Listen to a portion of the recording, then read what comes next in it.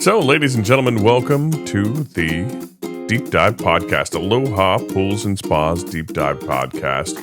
I'm John Watts, your host, along here with Brad Cook, owner of Aloha Pools and Spas. And who do we have today, Brad? Hey, John, we have Dan Holstein from Oxygen Pools, and we're just going to talk about some of the things he sells. And Dan and I'll let Dan tell you how long we've known each other, how far we go back, and but Dan is currently at the Atlantic City Pool and Spa Show, which is one of the biggest trade shows in North America. There's a national show that is maybe arguably as big or sometimes a little bigger and sometimes a little smaller, I think. So Atlantic City show is always a good show for people in the pool and spa industry. And Dan, you've had a good show, I guess, right? The show's been okay. It's a little chilly here, and so I know you guys got some weather in Tennessee down there. Well, we got about a foot up this way, and so that's the risk you run with a trade show in New Jersey at the Jersey Shore in January. Always has been. So and every third or fourth year, you get a good snowstorm that hits right as the show happens. And so, I don't blame you for not wanting to come to this one. This is not necessarily the ideal vacation spot in January for the pool business, but it is one of the best shows that we have now. Right. The national show rotates from Vegas to Orlando, and that's where I saw you last. Brad was out there, and that's always a good show. But this one consistently has a really good presence. A lot of exhibitors. A lot of people come to this show. So a lot of pools in the Northeast. It's always one of the best.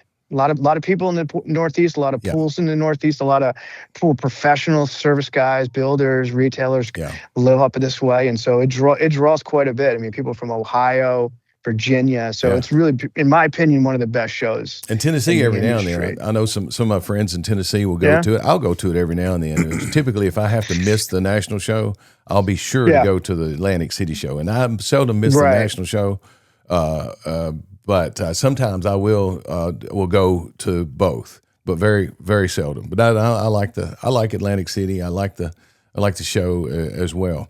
Well, so do you remember, Dan, how long have we known each other at this point? So I mean, I think it was early 2000s, probably in the 2002, 2004 neighborhood where we first met each other. I was a lifelong pool guy, just as many people in the pool industry are. And so I was, in my 20s, and my father and I had a company called Smart Pool, and we were making lights and robotic pool cleaners and, stuff that your Aloha was buying, as long as you're grouped with the dealers you're friendly with. Right. And so I was presenting at some of the national meetings to you guys. And so I believe that's the first time we probably met each other and ran into each other. But we've known each other for many, many years since then. And so, I started Oxygen Pools about 10 years ago. And, I think presenting to your meetings that you guys have every year was probably when we became much friendlier with each other. That was, a little older, a little bit more seasoned. And having a manufacturing company myself here, I think we could talk to each other a little bit more business to business owners than I was as an employee and a salesperson. So it's been quite a while. It's been many years, and it's been a great run of friendship for sure. So I really appreciate you. And to that point, when somebody goes from, growing up in the business like you have, and then moves into the, I guess almost like, you study the business, and then you find a niche, or you find a need, and then you got to go through all the motions. You got contacts at this point. So tell us a little bit about kind of what you saw, and then what and how that all evolved. Like how did that whole process start? Right. So, I mean, I kind of, to give a little, I mentioned I started in the industry with my father as a manufacturer. So I kind of always had that entrepreneurial spirit, working for other people was never really my main joy in life. And so what happened through the years as working in the industry is I realized there was a niche or a missing gap in some part of our industry. And it has to do with treating water without chlorine. I mean, so there's a segment of our market where people just are not interested in swimming in chlorine, and there's alternatives out there. Yeah, that's a big market. People who don't want chlorine water. That's like a necessary Right, and evil. there's a variety of reasons, and there's a variety of reasons why people don't want chlorine. They're used to going to a public pool that has a real heavy chlorine smell. There's skin allergies, asthma allergies. I mean, so there's a lot of legitimate reasons for it. And at about 9-10 years ago, when I started this, there was a huge and it's still growing segment of the market that uses salt. And so salt's chlorine. And so I saw an opportunity where salt's very expensive. It really is chlorine. And so I saw an opportunity with ozone and a chemical program around ozone to start putting together a product to give homeowners really a chlorine-free pool. And so, as you realize a niche and as you start to explore what people have on the market and what people are doing currently, I found a little niche with an ozone system and a chemical program, and then with that spirit of entrepreneurship, I started sourcing all the products and doing testing and running pools with it for a few years, and then bringing it to market and going to your meetings and showing Aloha and showing other customers with retail stores and selling pools, the products, and went from there. So it's been a growing business for about 9-10 years now. So it's very exciting, very fun. John and I were talking the other day about we've been actually doing a lot of videos to try to be informative to customers, would-be customers, potential customers. And one of the myths that we've kind of tried to debunk is the whole thing about chlorine or salt system, because a lot of people will come in and they say, well, my daughter's allergic to chlorine, so I need to go with a salt system. So you hear that all the time, and in an attempt to try to educate people, we've actually done some other videos on that very subject. That no, it's still chlorine. So let's drill down a little bit more and see kind of what you really need. So and so yes, I mean, so you hear that all the time. I don't want chlorine. I want salt, or I don't have chlorine in my pool. I have a salt pool. Exactly. And the understanding is not quite there with what that actually means to the water. And so it's a good opportunity to talk to someone who might think they have one thing and they're really using something else. And also, if someone's looking for it with a pool that might have corrosion issues, it's an opportunity to kind of give them what they think salt is with an oxygen pool. Yeah, and anytime that I'm talking to somebody about a pool and they want a salt system, I always give them that caveat about that salt is corrosive, and I'll say that I'll be the one to bring it up just because, but I also will give it to the salt people, the salt system, that salt is corrosive, and I tell this to customers, and they buy it anyway. So it's still, you know what I mean? It's still a product that works. And it kind of goes, people say people will say now sometimes even I have a salt system, and I have that because I don't want my daughter's blonde hair to turn green, or they'll say all this stuff because they don't like chlorine, and they still don't know. So hopefully some of the stuff we're doing is educating people and getting them a little bit more knowledgeable. But I typically try to avoid salt systems myself because of my high blood pressure, and I avoid sodium intake. Okay. I'm just being goofy. I'm just, he's comic relief over here. Drink the water. Yeah. All the comedians out of work, and here's this guy trying to be funny, right? So, but so tell us a little bit more about how you're combining all these ingredients, because it's pretty fascinating, really. I mean, and the thing is we've got customers on it, and it works. I'll say that before you go into it, you just got to know this works. So go ahead. Yeah, we've been doing it for a little while now. So, we worked out all the little kinks and the nuances and make sure it works for pretty much anyone who tries it. So, so it's a combination of a device on the equipment running with chemicals used weekly on top of it. So, it uses this little corona discharge ozone generator. So this installs on the equipment and runs with the water running through it. So it plugs into an outlet, so it's powered up when it's plugged in. The water passes through this manifold, and as the water passes through, you actually control your venturi. So you're actually going to monitor your water flow through it. You put a little pressure on your handle here with the water going, and you start to pick up ozone as the water passes through here. So it runs automatically. It's very low voltage. You don't see any changes in your electrical consumption. We ask people to run at least 12 hours a day. Longer is better. So if 2-speed or variable speed pumps are perfect for something like this. But it's an ozone gas. And so ozone is made from oxygen in the air. And most everyone has had a old copier or train set. And when those things are running, you smell that little electrical smell. That's ozone. And so what we're doing is we're creating a little spark inside this unit and then injecting that spark or that ozone air into the water. And it's a really powerful oxidizer. And so the actual chemistry behind ozone is that if you take oxygen in the air, which is O2, you recreate that little spark, it actually splits the O2 and then it makes it into an O3. So the O3 is the ozone and that's what's injected in the gas. Well, it's really unstable. It wants to revert back to O2. And as it reverts, it gives that O1 over to anything it comes in contact with. So it oxidizes. That's the process of reducing contaminants or killing bacteria or killing algae, is giving that extra oxygen up. It oxidizes whatever it comes in contact with, and then it reverts back to regular oxygen. And so it's basically taking the air that we're breathing, everything around us, it's creating a reaction. It's using that reaction to make contact with whatever's in your water. You don't want it to be in the water. And then when it's done with the reaction, as it does its job, it reverts right back to oxygen. And so it's, it's very clean. There's no residuals. There's no smells. It's running automatically. Powering it up, you plug it into an outlet, or if you have an electrician, you can have this wired into the back of the pump. And so it's very easy to install. You won't notice any other electrical costs with it. Right. There's a little green light on the bottom of this. So a little green light on the bottom tells you everything's powered up as it should, and little bubbles through the return. That's all you look for to make sure it's running. So it's 1.5-inch plumbing, so it installs right after your last piece of equipment, and you'll see little bubbles going through the return whenever it's running. So I'm setting you up for this. So does ozone ever get created in nature? Yeah, for sure. So if most of the what people are aware of in nature is thunderstorms. Right. And so if you've ever been outside and a thunderstorm's coming and you have that little smell of almost like electricity, that is from that's the same process.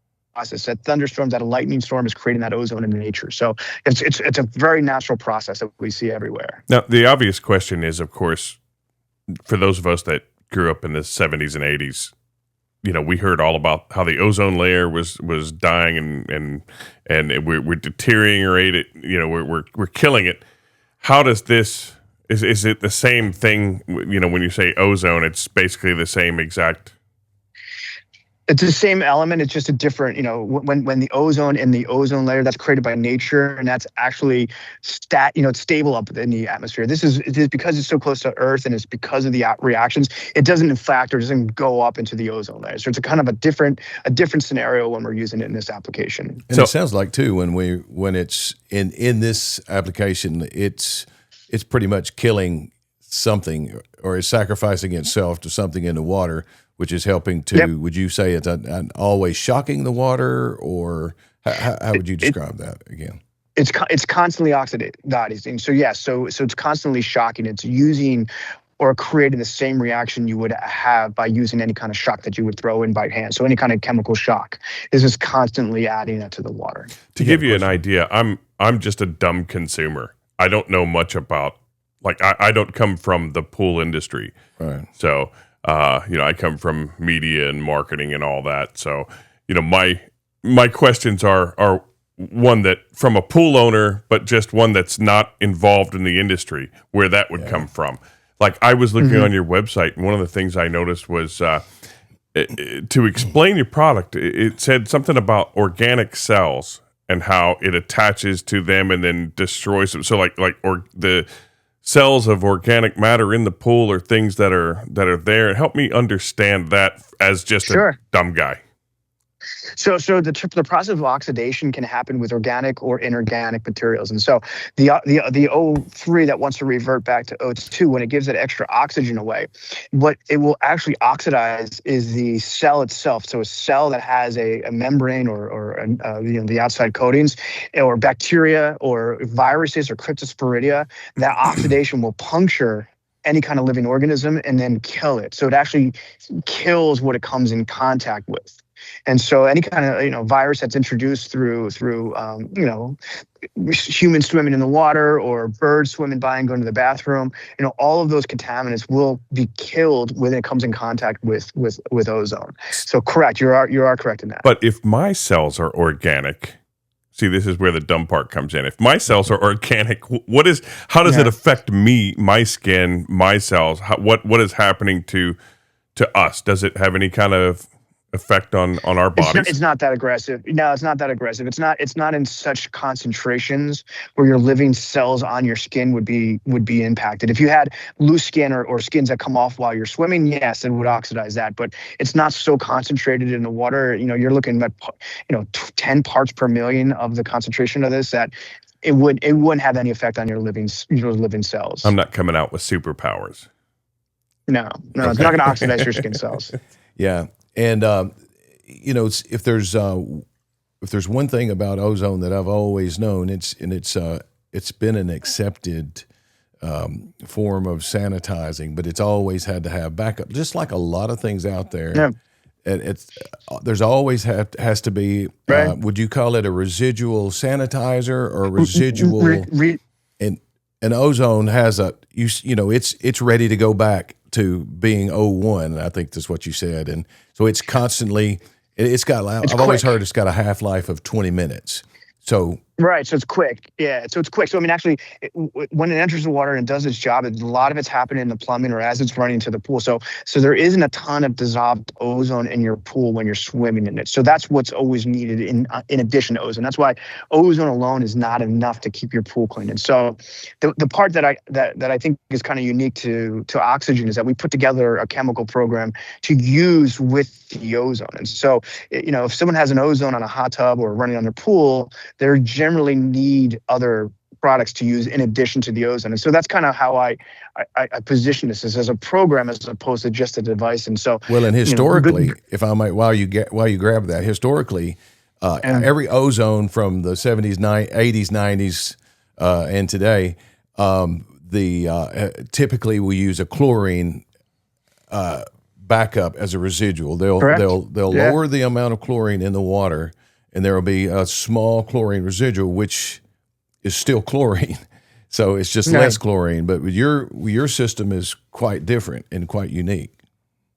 Correct. Yeah, but we still need some stuff in the water besides the ozone. And so what we did was we created chemicals that are non-chlorine to use with the ozone running. So there's two products we use weekly. Now this is a granular blend of a product we call Formula O. And in here is another oxidizer, so non-chlorine shock. There's sequestering agent for stain and scale, clarifiers to keep the water crystal clear and polished and looking great, and then copper, which is an algicide. And so this is used 1 pound per 10,000 gallons once a week on top of the surface of the pool. So, we sell a lot for like 15,000 gallons pools, which is 1.5 pounds once a week. And a half-pound scoop means it's 3 scoops once a week. Right. And so with the ozone running at least 12 hours a day, use 1 pound per 10,000 gallons once a week of this. And then in addition, the other product that would be used is an additional peroxide. And so you're keeping your residual of peroxide in the water. And so this is used 1 quart per 10,000 gallons once a week as well. And so the combination of all of these is what gives you the residual, what keeps something in the water for when you're swimming, so there's no bather-to-bather cross-contamination. And so again, ozone alone is not enough. These chemicals alone are not enough. But when you run it all together and you have a program with it, then everything's clean in the water. So that's the combination of everything. And the thing about it is that you end up with a clean pool that is some very healthy and safe water. There's no bleaching from chlorine. There's no negative effects of any negative effect you've ever heard of chlorine. It does not exist. Fair to say. No chlorine. Fair to say, just those 3 elements. Are there any cautions at all? Is there any? I noticed that you said hypoallergenic water.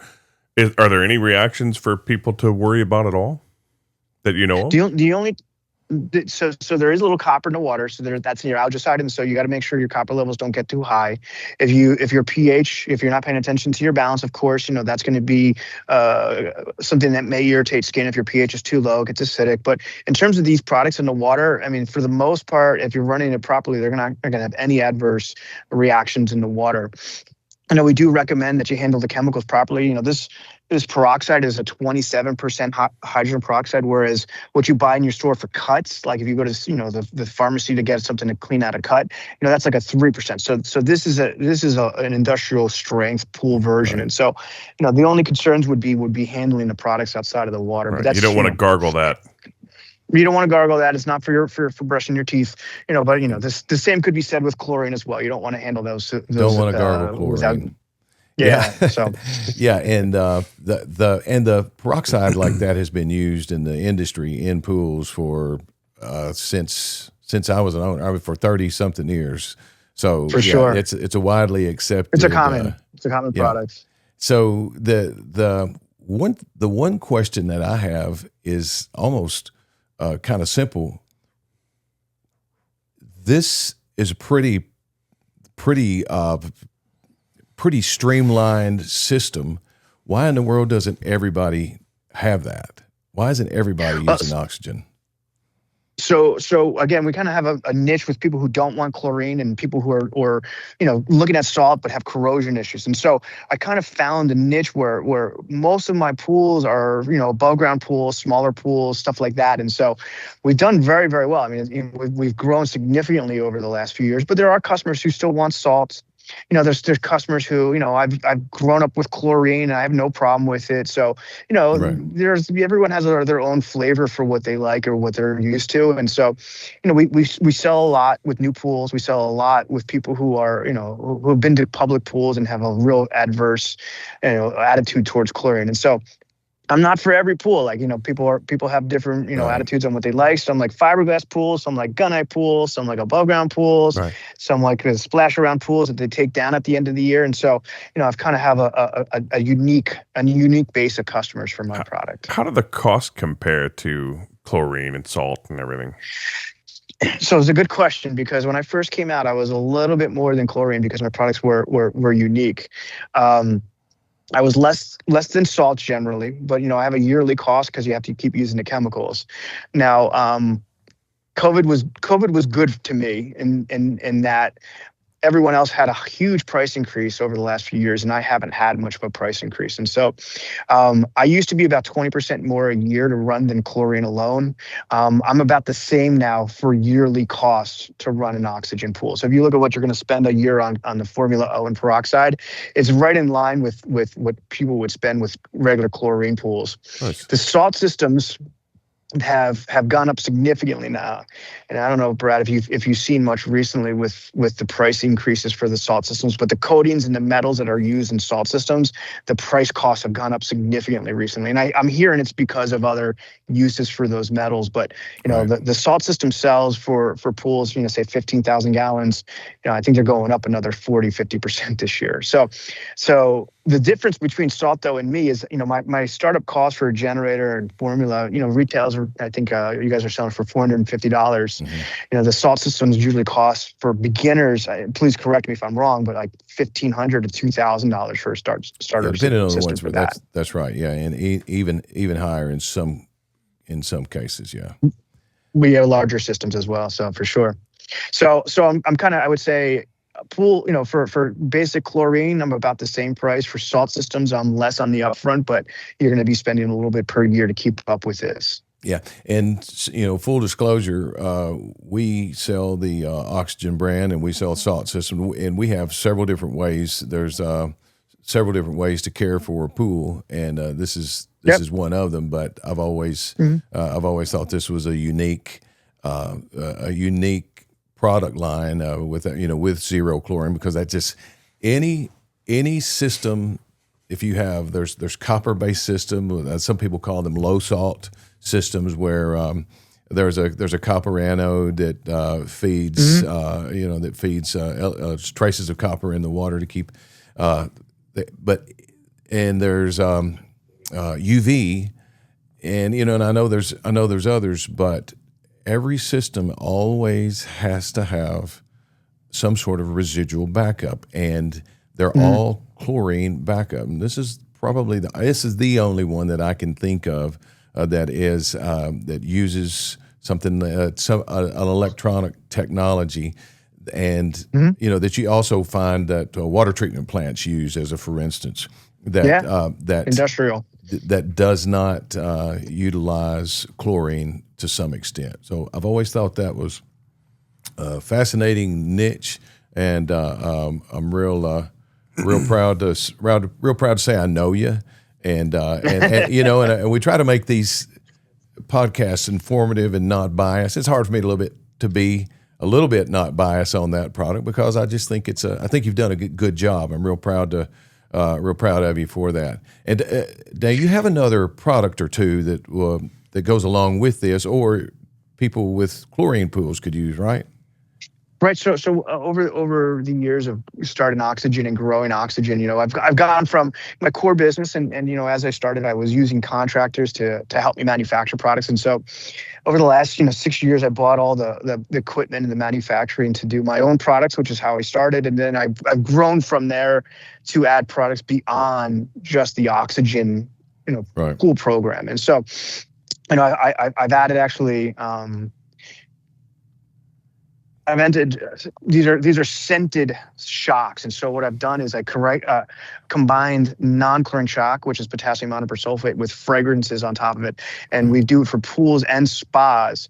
And so this is a combination of a chemical and an aromatherapy all in one. And so we call this Pure and Simple, and we have 6 different fragrances on it.